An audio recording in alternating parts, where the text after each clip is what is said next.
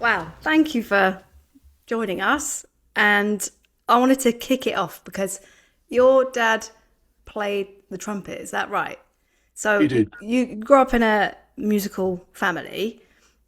Have you and your siblings all gone on to work in the music industry, or is it just yourself? My brother Simon has a company rescuing royalties from neighbouring rights. So it's kind of loosely connected to the music business. I mean, we all started off trying to play the trumpet when we were kids. My dad would show us how to play a simple sort of happy birthday or God Save the Queen or something.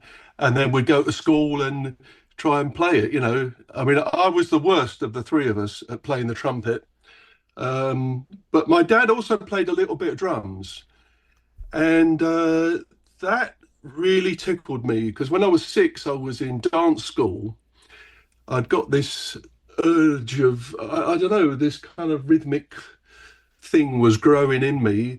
And my dad, he loved playing drums, and he would be a very useful asset in the old days when they used to do dance bands. I'm talking about in the 50s and 60s, because now and then the drummer would be late or ill or wouldn't turn up. No one had a phone in those days. So my dad would get on the drums and play. There'd be four trumpet players, they wouldn't miss him. And in the old days of non-stop music, the dance halls, my dad was at the Hammersmith Palais in the 50s. They would do non-stop music. That was the advert outside the front of the building. And so that meant two bands. You'd have a big band and a small band and a revolving stage and a turnaround song. So they'd say, okay, when we start playing Take the A Train, the smaller band will start playing, and then the stage manager and the technicians would turn the band round. And so another band would come round seamlessly playing the same song. And of course, sometimes my dad would have to get off the trumpet and run round and play the other drums because the other drummer's not there. So it was great, and I was thinking about this the other day that I think, I mean, obviously I had a fantastic childhood because of my dad, and my mum was very supportive, although she wasn't musical. But my dad always gave me the perspective of what he thought about drummers from the perspective of a trumpet player, which wasn't the perspective of a drummer, where a drummer might be, if you're the son of a drummer, it might be more about the technical aspect and the chops and the grooves and this fill and everything. My dad would always say, "Oh, I worked with a drummer today. He had very nice time, and he made us all feel relaxed in the trumpet section." Or sometimes he'd say, "Oh, we played with this drummer today. It was a nightmare. He kept speeding up. We were, you know."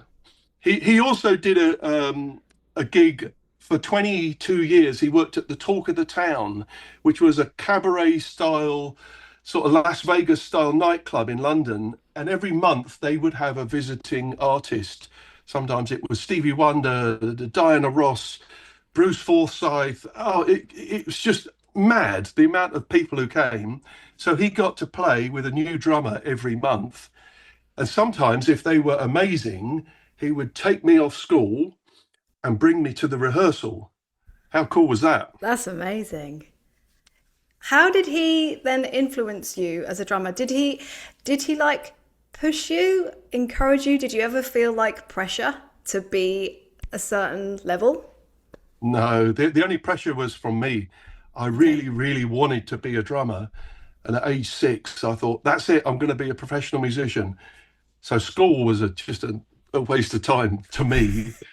And the greatest moments of my childhood was going to watch my dad play a session or a gig, sitting next to the drummer. My dad would always introduce me to the drummer, and they were lovely guys, and they were very, very, very supportive. They'd get me on their drums or give me a little drum lesson or give me their drumsticks or something.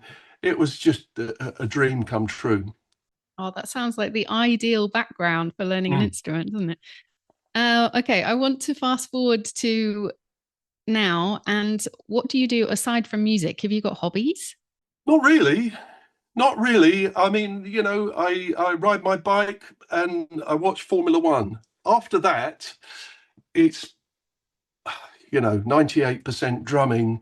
I've always got something I'm meant to be working on, and that's aside from the practicing, which I never seem to have enough time for. I love practicing the drums, and I love the instrument. So just sitting there, so as you can see in the background here, just some days I sit and I just play, and then something will happen. I might think, oh, I want to work on that. That didn't sound very good, and I might spend half an hour working on that. I'm a furious writer. I'm just notation. I've got hundreds and hundreds of pieces of paper and ideas I've scribbled down. And in more recent times, I've been filming it on my phone. If I come up with something, I think, oh, that's interesting. What is that? And then, or it's something that I haven't played before, I'll get the phone out and record it.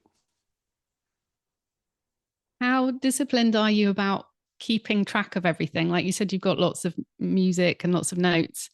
Do you have a system for it, or is it just around? I'd like to say I have. And recently I scanned about 100 pieces of paper into this sort of speed scanner thing that goes through really fast. So I can have all of it up on Amazon Photos. Because sometimes I'm on tour and I'm thinking, what was that pattern I was doing a couple of months ago? I found this thing I really liked. And then I can go on there and look and find it. Um, it is kind of random. I guess a lot of it's in my head. Uh, Sometimes I look back at notes from 10, 20 years ago and I think, oh, I never really developed that idea. I'll sit and play it for a while and then it might spark off things. I try to be more, when I come up with an idea that I like, I think, right, I'm going to write out 15 or so variations of it. So here's the first thing that I played. It might be, say, a bar of 7 plus a bar of 2/4. Um, so what's that? 11. And so I'll think, okay, what else could I make out of this? Keeping the bare bones of the bass drums and snare drums and things. What if I, put a tom in there or did an open hi-hat in there, and then, oh, that sounds quite nice. Then I'll write that out as kind of variation number one and just keep going until I think I've found all the variations that I like at that moment.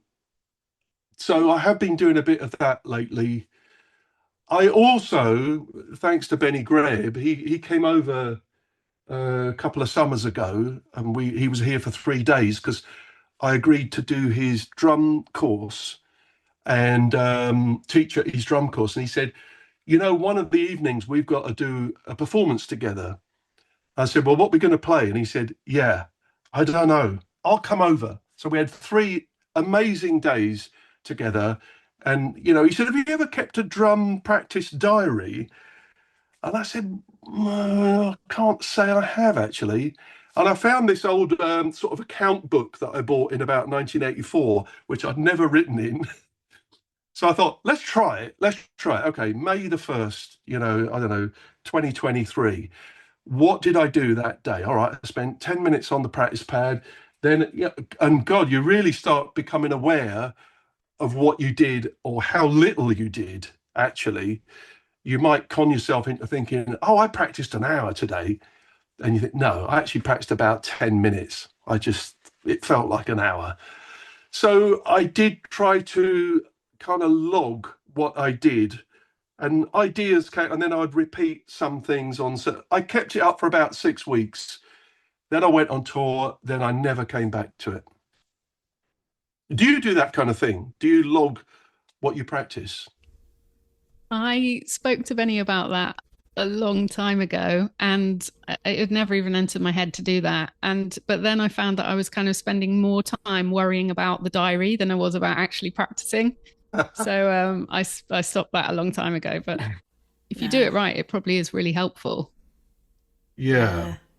Do you think there's like a cap where you can go beyond and it's not considered helpful? Like, you know, people who say they've practiced for 8 hours a day or something. Because I feel like me and Jim, we're just trying to shoehorn any time we can, you know, balancing family life and other commitments. So I don't know, maybe that's just to make myself feel better. But do you think there is a point where 8 hours in, 6 hours in, just stop, take a breath? Yeah, I think you can do a quality practice, or you can do hours of noodling.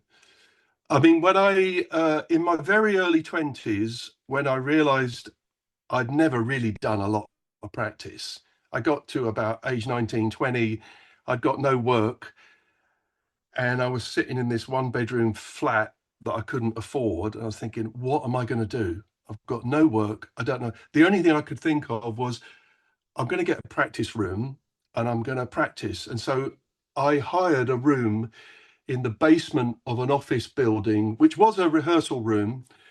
And I had it from 9:30 to 5:30, 5 days a week. And that cost me £65 a week, which I didn't really have. But so getting up in the morning and watching Richard and Judy this morning felt like I'm just wasting money.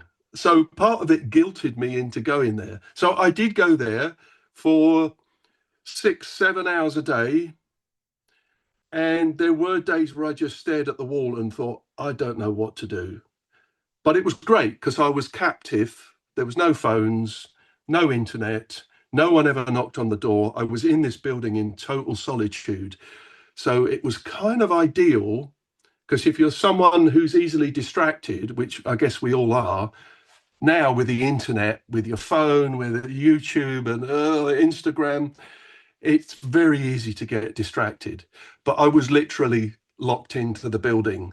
So I started getting more and more organized. I think, right, I'm going to do this for the next 20 minutes. I'm just going to practice double bass drum stuff. And there was a clock on the wall, and I wouldn't give up for 20 minutes. And some things came out of it. By the time I'd done about 6 months of that, I was recording myself on a Porter studio. I would go home in the evenings, I would listen to the Porter studio, and then I would think, right, what I need to work on tomorrow is this. So I really got into it. I always imagined in my mind that the Vinnie Colaiutas, Dave Weckels of the world were doing 8 hours practice every day, and I had never done it. So I thought, I've got to do it. If I want to be good and I want to improve, I've got to do it. I've got to just force myself to do it. And I did it on and off for quite a few years. The first 2.5 years were pretty solid. If I had a gig or a session or something, obviously I wouldn't go that day.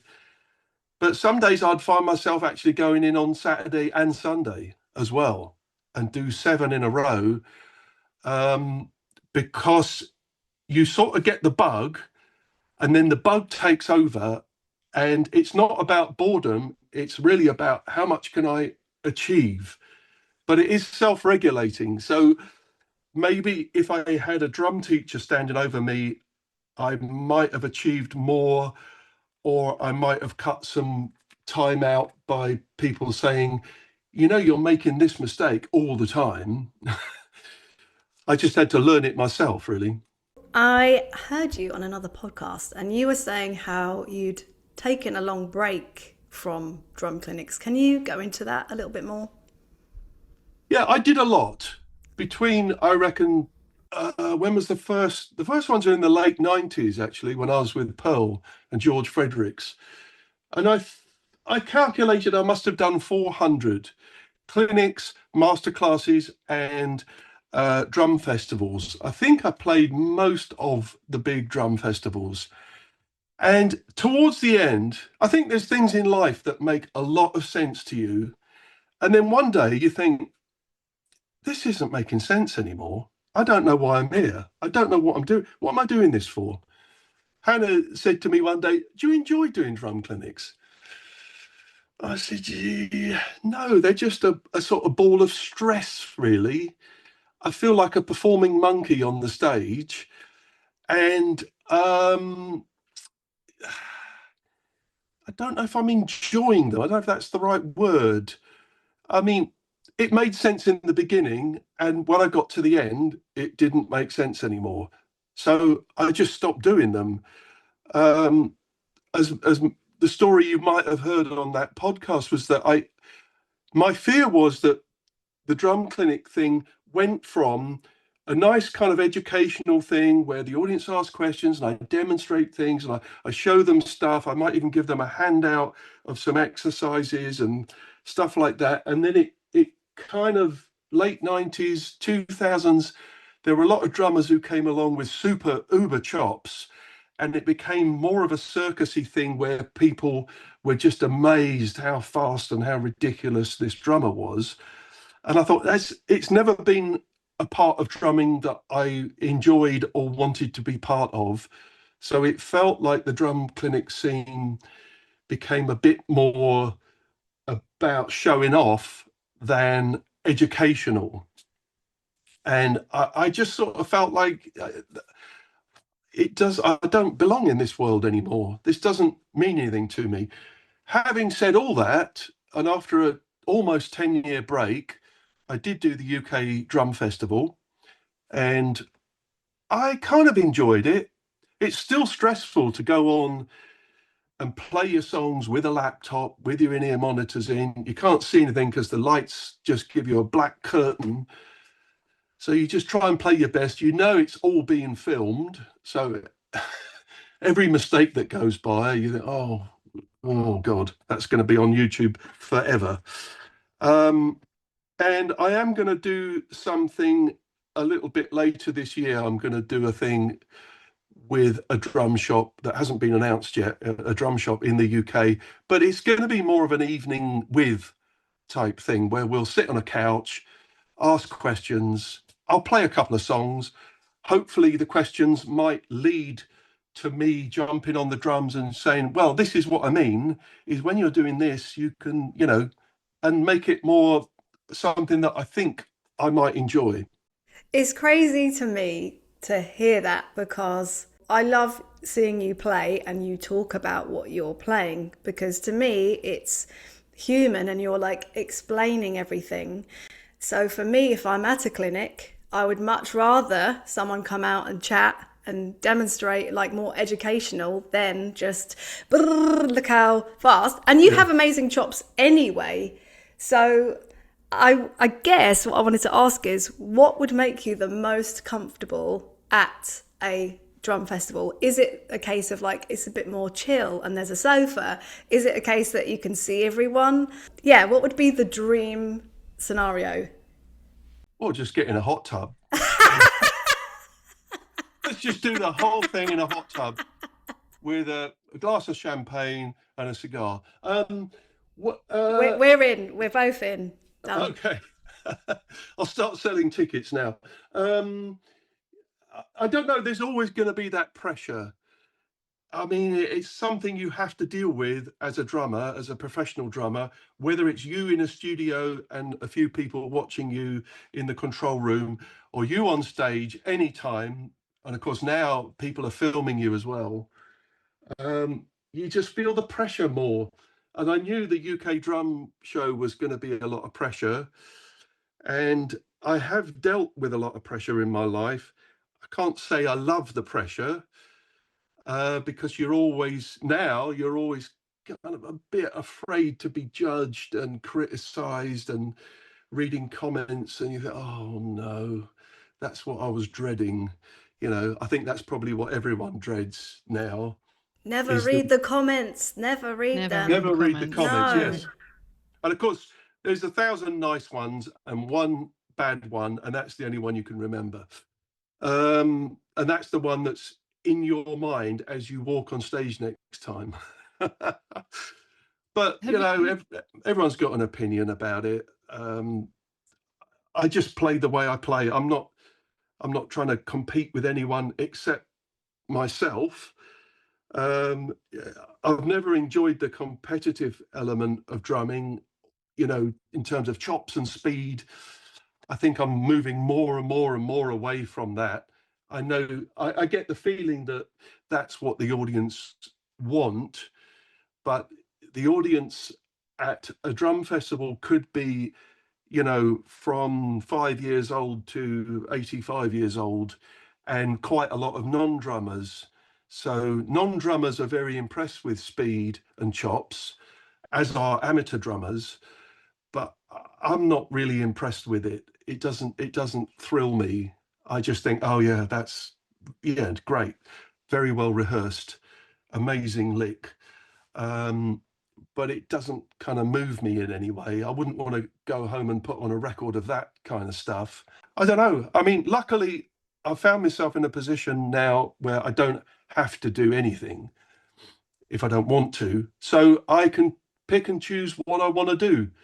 I don't, if someone offers me a drum clinic tour, I don't have to do it.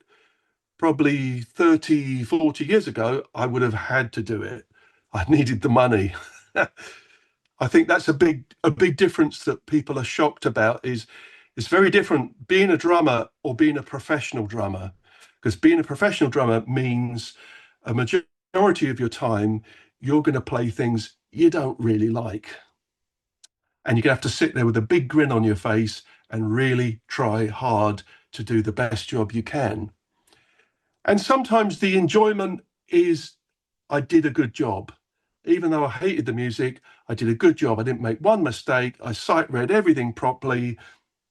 I think I sounded good. And that is satisfaction in itself to a degree.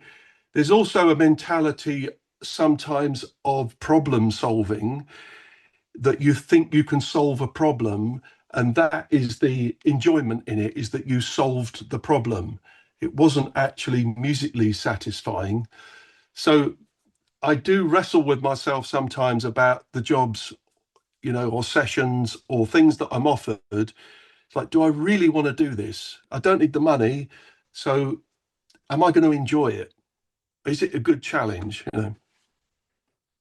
I just wanted to say I've seen you a few times in the clinic and I've always been blown away by what you've done anyway. But just your playing is, I mean, to a lot of people listening as well, it's on such a high level that it's hard to imagine that you are talking about these same kind of blocks that other people experience with their playing as well.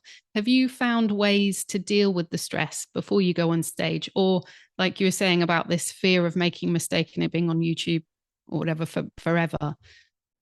Well, I've done it a lot. So I am aware of what the pressure will do to you. And if you think about it too much, then you will play badly. So you do need to wrestle with your conscience a little bit before you go on stage, and just try to put yourself in a good frame of mind. I think it's much more important to go on stage mentally prepared than physically prepared. I can spend an hour and a half in the dressing room on a practice pad going blah, blah, blah, blah, blah, blah. But if I'm in the wrong mental space, I won't have a good night. I'd have a better performance if I'm in a really good headspace. And it's hard to get in that headspace. I don't have any magic tricks or switches I can push. All I can say is that I know what the outcome is if I'm not in a good space. So I've got to make sure that I'm feeling confident and happy. The equipment's right, the sound check went right, and I've got some peace and quiet for at least 30 minutes before going on stage without someone chewing my ear off about their sister's eye operation. Or, people come in the dressing room. So in the two bands I currently play in, we tell the tour manager, whoever's in the dressing room, be it your mum and dad or someone's wife or the record company or the management or even the tour manager, come into the dressing room 30 minutes before and clear everyone out.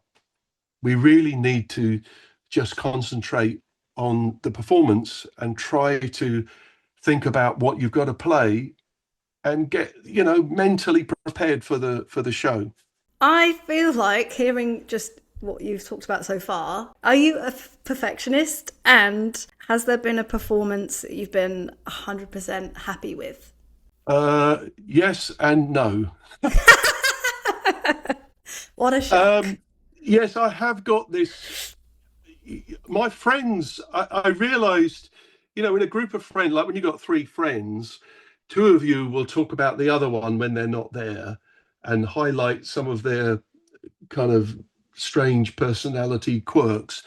And I realized that two of my friends think that I am the most kind of perfectionist. They think I sit here all day splitting atoms in half or something, that I would go to the nth degree. I am guilty of that to a degree, but I do also know that there comes a point where you're not doing any good because you've gone too far to the nth degree about something. And I've got this personality trait. I remember when I was a kid, I was sitting in the bath and I had a piece of soap and I washed my stomach and I thought, what would it be like if I did it again? So I did it again. Anyway, I did it about 20 times, thinking that it would be 20 times cleaner. And what I actually got was a massive rash, right? So, but the fact that I did all that, I was chatting to Benny Greb about this because I told him that on the first Modern Drummer Fest, the only Modern Drummer Festival that I did, which was filmed, when I got home to listen to it and mix it, I realized that because I had wedges behind me with very clicky bass drum coming through, I needed to hear the clicky bass drum for the double bass drum bits, but it was all over the overhead mics. The ride cymbal sounded fine, the hi-hat cymbal sounded fine. So I had all of those cymbals that I used and I sampled each crash and china. And then I went through the entire 55-minute performance. And every time I hit that 18-inch crash, I put in a sample of that 18-inch crash so I could turn the overheads down. And Benny thought that was unbelievable that I would go to that degree. I mean, it took me about 3 weeks to I love replace the fact that Benny thought that was Yes. unbelievable. Yeah. Oh my God. That's quite a level. I can't believe you could even like mix your own sound. Like I'm flabbergasted at that, and I just think that's really good. Was that like, I will do this performance if I can control the sound? Yeah. Oh, mind is blown. Yeah, Wow. yeah. I am a control freak. So even with the UK drum show, I said, look, I'll only do it if I can take the files away and I can mix it. I know the sound I'm going for, and I've had a lot of experience of mixing drums. I've had this studio now for 30 years, so I know how to mix my drums. When I've given all my separate files to engineers to mix, I can't think of one instance that I thought I could have done that better. So there's an intention in the way you play. You know how hard you hit the snare drum. You know the sort of sound you want from the toms. And when someone else does it, you think, no, that isn't the snare sound I was going for. That's not how I hear it. That's you put the hi-hat too loud, the bass drum miles too loud. I'm hearing all sorts of things that are wrong. So yeah, I have to mix it myself. That's absolute. I'm just going to cut in, Gemma. So, what do you do, or how do you cope if you're on tour and say your usual kit isn't available, or the stage is just a bit shit, and you don't like? How do you cope with that sound that you're not a fan of? What do you do? Yeah, it's a struggle. It's a struggle. I mean, if you've got good close mics, like you have on your set there, you can get the tone you want. So in the bands I play in, we have all our own mics. So they're my drum mics and they're in the position I like.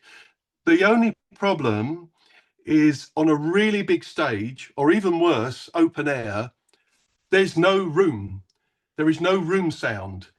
So in this studio, there is a sound in this room, and there's also a sound I've got a big hall out here, and in that big hall is another sound that I know very well. Now, if I come to mix a live show, say like the last Porcupine Tree DVD, the room was so big, there were no ambient mics that I could get the drums in. The other problem is there's loud guitar, there's loud vocals, they're all in those mics, where in a situation like this, of course, if I want to compress the mics, I'm not bringing up bass and guitar and vocals and keyboards and anything else. I'm just affecting the drums. So it's been in tandem to my drumming career, my drum mixing career. I do a lot of drum mixing. So, and you do get better. You get better over the years just by experience, and there's a million things to learn. And I'm still learning. I probably will always be learning how to mix drums. And every album that comes by, I think I find a slightly better way to do it. I spend lots and lots and lots of money on microphones. I've got a spreadsheet with 68 microphones in it. Quite a lot of them I should sell, by the way, but I think, oh, no, I might need that one. So I buy a lot of microphones. They make a big difference. The microphones and their position, huge difference to your drum sound. That is a really big lesson beyond what you put into the instrument yourself. The way you hit the drums, where you hit the drums, your choice of heads, your choice of tuning, your choice of drums, your choice of cymbals, all those things. Well, there's an extra layer on top of that, which is the mics and the mixing. Interesting. Don't look at mine. Gemma. Well, actually, I'm quite interested in your snare drum there. What snare drum have you got? I forgot to mention that. Gavin. In the Hey! Meet Gavin. Ah, there you go. I've been using it for 10 years. Wow. It's, my husband, he never buys me drum stuff. He knows better. However, we were getting married. He contacted Gemma and said, what can I get her? And he got me that. Wow. Best present ever. And I use it all the time. And it's Gavin. I introduce it as Gavin. Everyone thinks I'm a weirdo. And talks about Gavin all the time. Right. Gavin. Sort of hard to know whether she's talking about the snare drum, talking about you. I don't know anymore. I don't ask questions. I think the hot tub thing earlier, that might have made it all worse. Like the snare drum will be there. Yeah. Put it in the hot tub with you, yeah. In a life vest. I look after him. Anyway, Gem, over to you. I was going to ask if you've got any tips for long-term drum health. For drummers, long-term health. Yeah. I mean, I'm getting on now, so I can feel when things start hurting. I mean, bring it all closer. The days of having the ride cymbal up here when I was 18 look great, but there's no way I can play a concert or even 64 bars with my arm like that now. That's going to be a drag. So it's all as close as I can get it. I've always had a thing about the ride cymbal because I like to play 3 rack toms over the top. So the third rack tom is in the position where you might want to put a ride cymbal. And I guess you might get to a point in your life where you think, I don't need a third rack tom. I'd rather have the cymbal there. If what you do is play the ride a lot, that's probably the most comfortable place to put it. When I was playing with Iggy Pop in 1986, 40 years ago, I was playing with Iggy Pop, and he had a lot of songs that kind of had a lot of fast eights, and this was killing me. So I made a sort of X hat with a cymbal stand and a hi-hat clutch but upside down. So I got the hi-hats down where my floor tom would be. So I just moved the floor tom out a bit, and then I had these permanently closed hi-hats. I mean, I could undo them a little bit so they would slosh a bit, but then I had my arm down here and I could play fast eights and still hit the snare drum pretty hard. So that kind of got me around that one. But I don't know. I mean, I guess I play every day. So I try to keep as nimble as I can. I guess stamina's a thing when you get older. You know, doing a 2 hour gig with Porcupine Tree, I kind of go through the set list and go, guys, after these three, can we do a slow one? I'll be knackered after that. That one absolutely kills me. I'll do that one if we can switch this one with it, and just try to manage manage the amount of energy, because I don't want to sit on stage playing like really lightly just to save it. I still want to play with the intensity that I think the music deserves. I can't play rock and roll just like, like I'm doing a bossa nova. Yeah, it becomes a compromise, I guess, the older you get. But it's very rare that there's not a day where I don't play, or I'll get on the practice pad for 20 minutes and just get my arms moving. Rhythmic Illusions. This is how I discovered you. Groundbreaking and rhythmic perspectives, I think. Yeah. Can you talk a little bit about how those ideas came about for you and inspired you to write those books? Yeah. I heard things on records sometimes that I thought, I don't know what's going on here. Sometimes it was a misinterpretation where you listen, like you walk into a shop or something, you hear a track and you mishear where the one is. And you're thinking, oh, I like this. The snare drum's not on 2 and 4. Oh, this is great. And then something happens. You think, oh, I've misheard it. This is where 1 is. Oh, but how was I hearing it? Because I really liked the way I was hearing it the other way. So I kind of got fascinated with that sort of stuff. I would hear things on records where I thought, oh, hang on, what's that? What's going on there? It was normally the mix up between triplets or sixteenths grouped into threes, where you start hearing it one way or the other. I heard Salif Katia. I went to a Salif Katia show, and a lot of these kind of modern African funk sort of rhythms. And when I looked at the guys on the stage and looked at the way they were tapping their feet, they're hearing it all as triplets. I've been hearing it as sixteenths with a different pulse. Oh, that's interesting.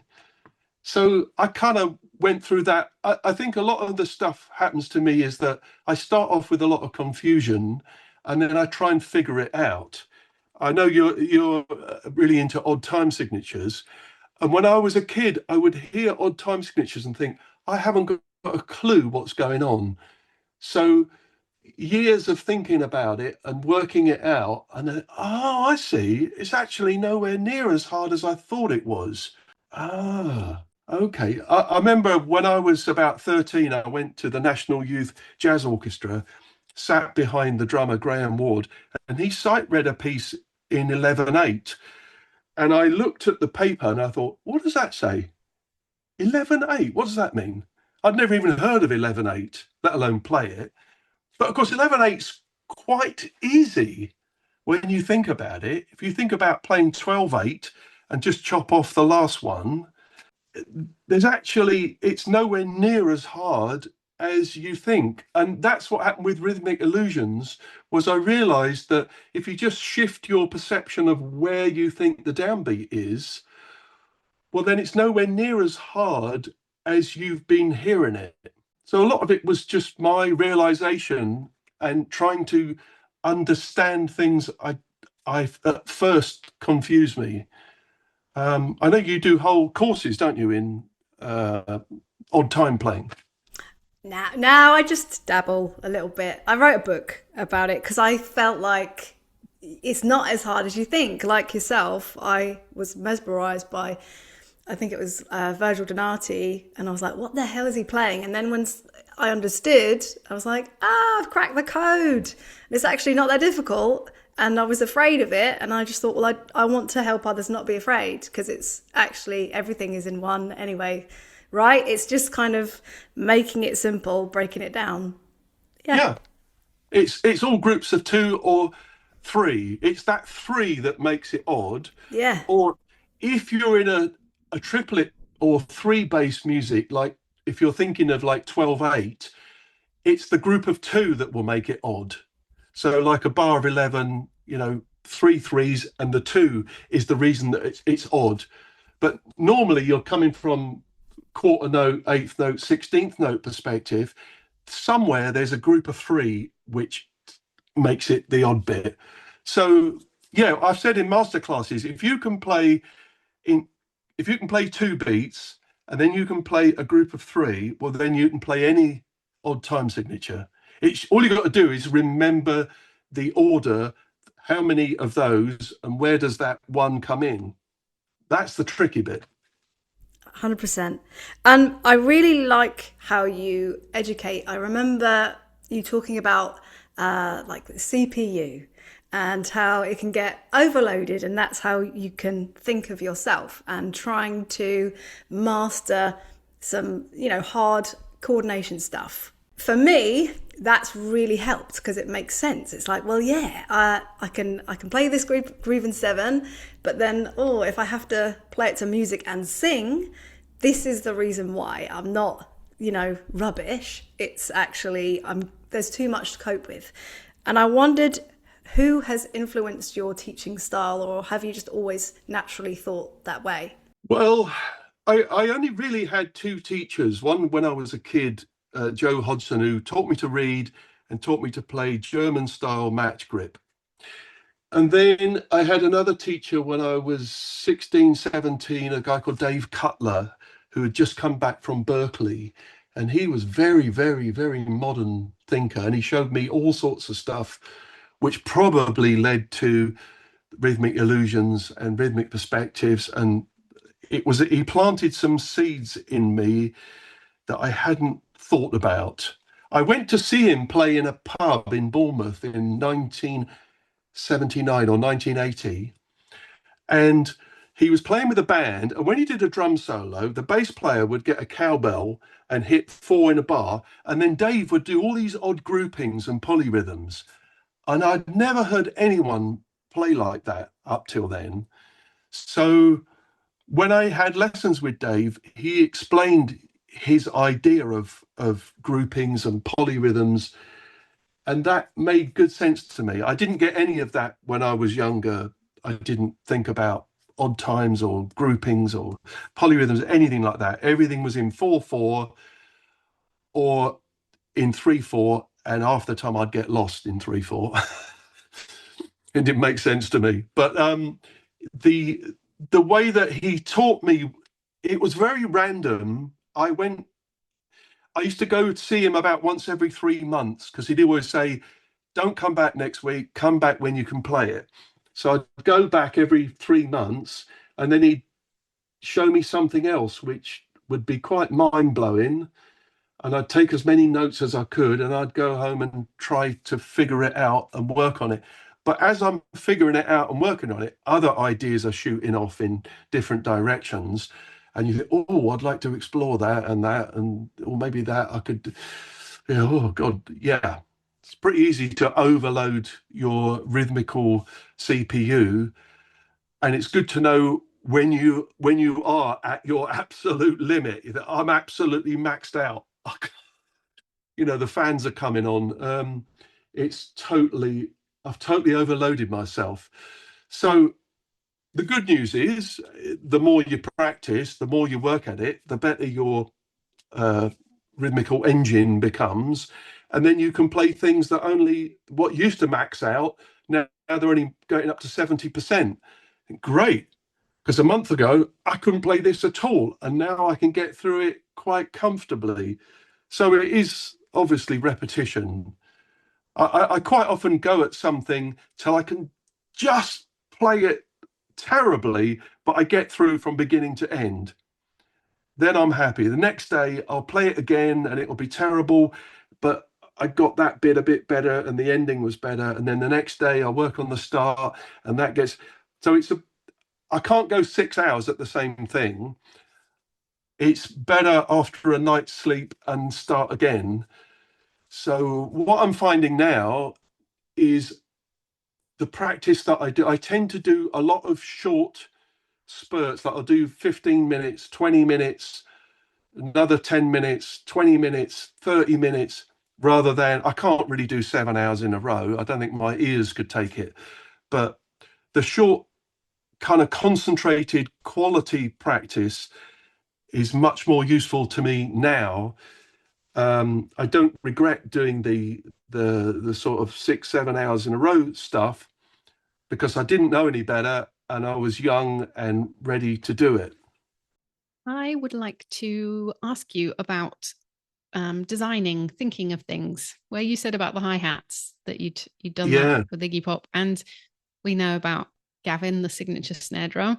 Have you got any other ideas? Or, I mean, it might be hard with products because I don't know how much you would want to talk about that, but have you got something in mind? Or if you could create something else as a new signature product, what would it be? Oh, that's a good question. Well, a hot tub, signature hot tub. It's a bit of a theme, this, I think. Yeah, Okay. I'll bring it on tour. I think I'm always thinking about the drums. You know what I mean? It is an obsession. It is an obsession. I love playing the drums, but I also love thinking about drums. I trawl through the internet, someone puts up some new gadget, and I think, oh, what's this? And I might even buy it and try it. Oh, all sorts of silly little things. Some of them are great, some of them were a total waste of time. I see some people invent things, and I think that no one's going to want that. And other things I think, oh, that's very interesting. And sometimes I'm just standing here looking at the drums and I'm thinking, what would be great is this, that, or the other, or whatever I could use. I was thinking maybe I could, is there a way we could make a rack out of carbon fiber or something? Because this thing weighs a ton. And that in a hardware case, as we all know, nightmare, right? Your trap case up 3 flights of stairs, forget it. But yeah, I'm always kind of thinking of ideas that I mean, the other day I wonder if I've got it. Oh yeah, I thought, I use these rings quite a lot on the snare drum, and they work great on the signature snare drum because they use a thing called S hoops, where these comfortably go inside and never pop out. And I thought, do you know what I've never ever done? I've never cut one like this with gaps in it, right?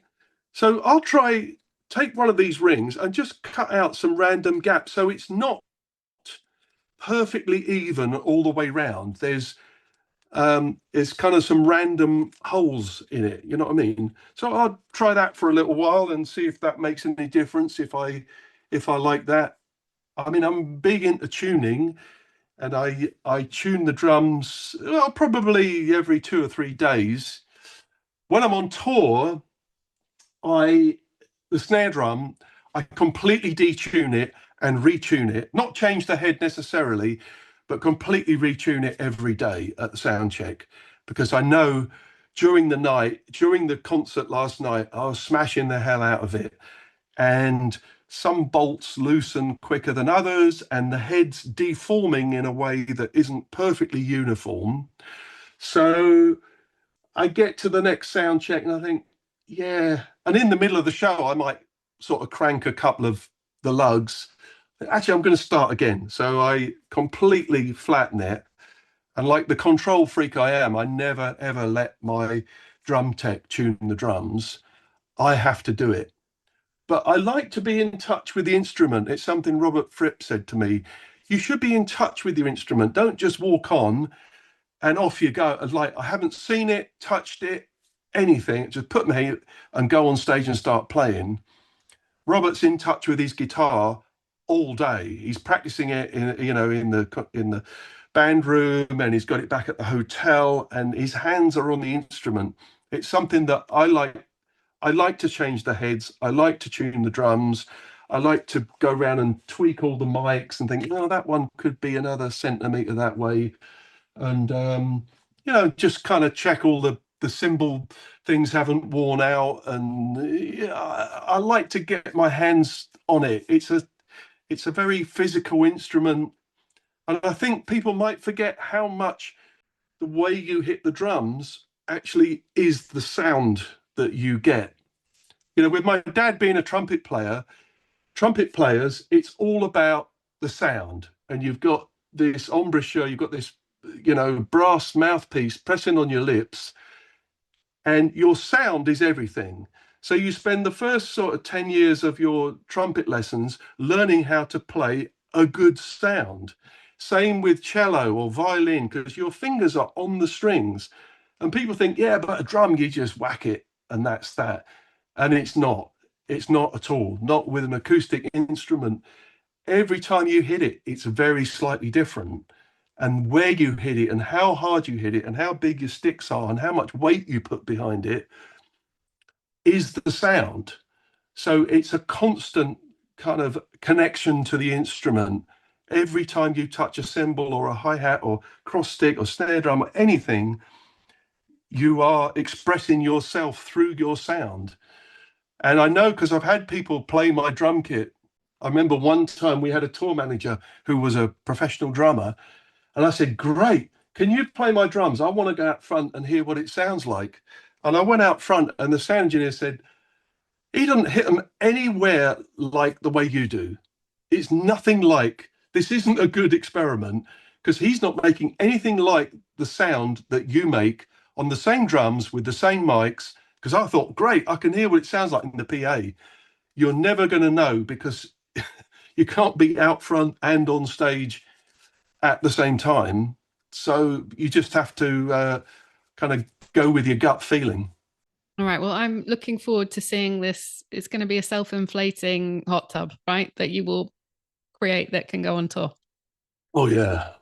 Maybe there could be some splashes around the side and stuff. Anyway. I was just going to ask about tour dates, wasn't I? What have you got coming up this year? Yes, thank you. We have got Pinapple Thief have got a series of festivals throughout the summer. And then yesterday or Tuesday, we just announced our North American tour. We're only playing USA and Canada at the moment. Very, very likely early 2027, we'll do a big tour of Europe. You can find all this on pineapplethief.com, or do a search and you'll see the dates. I'm lucky that in the States, I've actually got an identical kit stored in Nashville.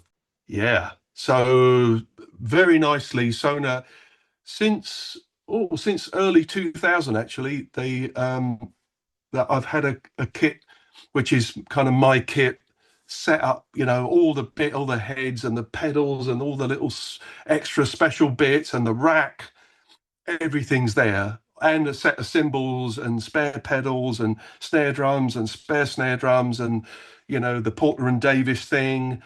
I've got everything I need. I don't really love having to build a brand new kit in the afternoon for a gig that night. That kind of stresses me out a little bit. My only tip is to take a set of used heads with you, because you put a set of brand new heads on, after the third song, they've all gone down a lot. And it's like, can we stop for 10 minutes while I retune the drums? No. So what I normally do is take a set off a kit like this, put them in my suitcase, one on top of the other, and put them on the rent kit. And it's pretty quickly sounding quite good. And the heads are sort of worn in, not worn out, but worn in enough that they all feel good.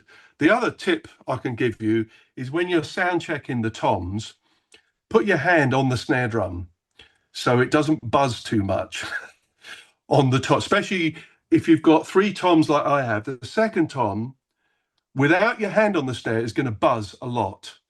Now, you probably won't hear that in the music, in the gig, but in isolation at the sound check, the sound engineer is going, oh man, that second tom's really making the snare buzz. So you either turn the snares off or just put your hand on top of the snare drum, and there's a little tiny bit of buzz, but they're fine. And then when you play with the band, no one's worried. But those days of, oh, that tom's ringing a bit, oh, that's making the snares ring, you never hear that in the gig. You can get very paranoid about that kind of thing. Oh God, like there's been so many times where you fear the sound check because he's going to go, oh, that sounds a bit shit. Sort that Yeah. out. You have 1 minute, Yeah. everyone's coming in and you're like, fuck, no. Now I Yeah. know. Hold the snare. Hold the snare. Yeah. Hold Yeah. the snare. Done. Okay. I think this is our last one. You get to create your own band. You're obviously the drummer. Who are the other members? They can be dead or alive. Probably be better if they're alive. Well, I don't They will know. come back to life. I mean, Tony Levin said to me, he said, I think it was Downbeat magazine. They used to have a readers' poll every year. And then for quite a few years, they would put on a concert with all the readers' polls winners. They'd have like Buddy Rich on drums, Jaco Pastorius on bass, Van Halen on guitar. It's an absolute nightmare mix-up of characters. Any band is a mixture, the chemistry of the way you guys all react. You can't have two centre forwards. You can't have people fighting each other, controlling. The temptation is to say, oh yeah, I'll have Alan Holdsworth on guitar, Jaco Pastorius on bass, and then I'll have Joe Zawinul on keyboards, and probably that wouldn't be a good band because the balance would be all wrong. Too many centre forwards, you know what I mean? I never thought of that. That's such a good point. Or you'd go to rehearse and it would just be like, no. I did play with a very famous bass player. I won't mention his name, but he is really a great player. And I did a session with him and we were playing this song. And every time I went to play a fill, he was already doing one. So it was like, we get to bar 8, go into the chorus, and I'd lift my sticks up and he'd be, oh, okay. It's like, he just took every possible moment to play a fill. He was in there playing a fill. And so, oh, okay, I'll leave it then. They're not, Shame. not him. He's not allowed. Not the one. Not the one. He's not allowed in. No. Oh, thank you for your time Been and a your pleasure. insights and everything. It's been great. Glad you're enjoying the snare drum. Oh, 10 years in. He's still here. Why has Gemma not got one? because I live in a tiny flat in Hamburg where I can't have anything. Can't have any drums. Gemma, what's the thing you miss the most? Is it Twiglets? No. You don't like Twiglets? No, I'm not. Nah, it's not something I miss. It's potato cakes. Potato cakes? Warburton's potato cakes. If anyone wants to make me happy, get me a packet of Warburton's potato cakes. Yeah. Okay. I'll try and remember it. Thanks for listening to the Drummer Mamas podcast. We hope that you enjoyed this episode. If you did, please leave us a 5-star rating because it makes us more visible to other listeners. And we really do appreciate any comments or reviews. It makes a difference. Thanks again, and see you next time.